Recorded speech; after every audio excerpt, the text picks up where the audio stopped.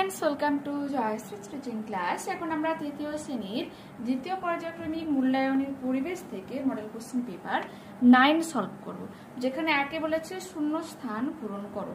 ক, মা বাবা ভাই বোন দাদা বৌদি নিয়ে গড়ে ওঠে পরিবার। খ, পোস্ট অফিসকে বাংলায় ডাকঘর বলা হয়। গ, আমাদের জেলার নাম হলো পূর্ব মেদিনীপুর। ঘ, রাজমিস্ত্রি সহকারীকে যোগানদার বলা হয়। দুয়ের কি বলেছে, সঠিক উত্তরে সত্য আর ভুল উত্তরে মিথ্যা লেখো। মানচিত্রের নিচের দিকটি পশ্চিম দিক দক্ষিণ দিক হয়, সেই জন্য এটা কিন্তু মিথ্যা হয়ে যাবে। পাহাড়ি এলাকায় বাড়ি তৈরিতে পাথর ব্যবহৃত হয়, সত্য।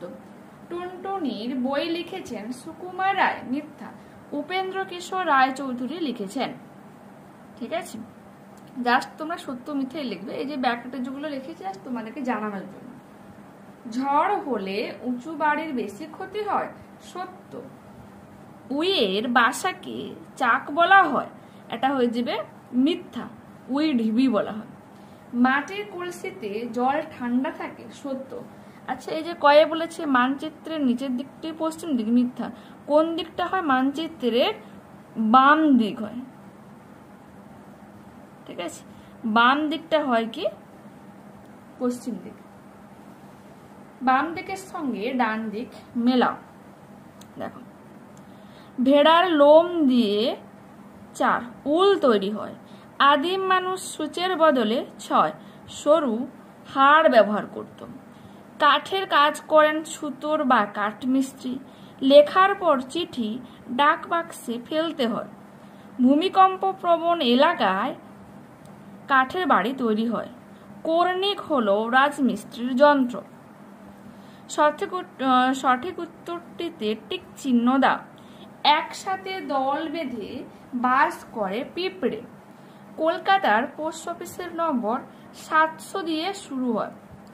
আগেকার দিনে যারা পালকি বয়ে নিয়ে যেত তাদেরকে বিহারা বলা হতো।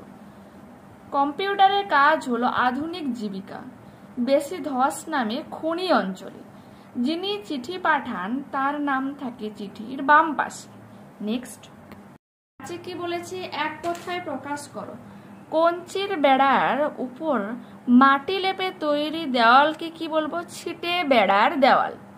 বিভিন্ন স্থানে ঘুরে ঘুরে জীবনযাপন করেন যারা, তাদেরকে কি বলা হয়?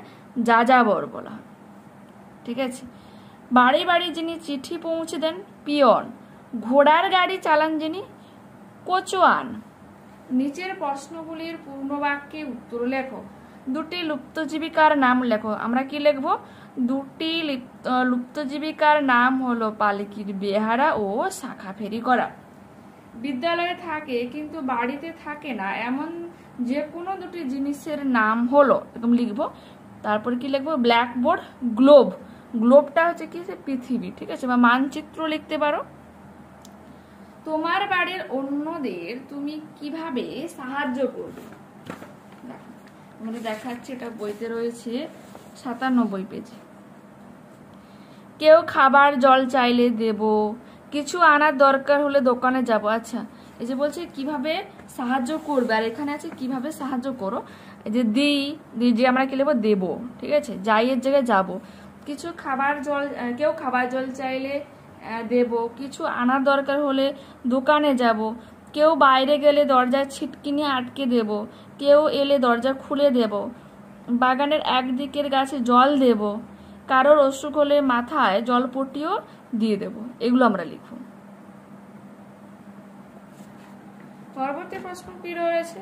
পরবর্তী প্রশ্ন রয়েছে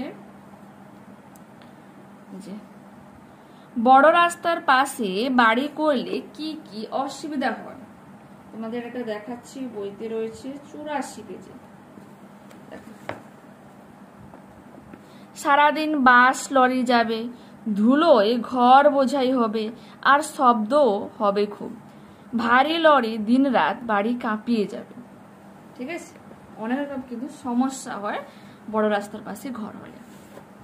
পরবর্তী প্রশ্ন কি রয়েছে? মানচিত্রে দরজা ও জানালা কি কি চিহ্ন দিয়ে দেখানো হয়, ছবি এঁকে দেখাও।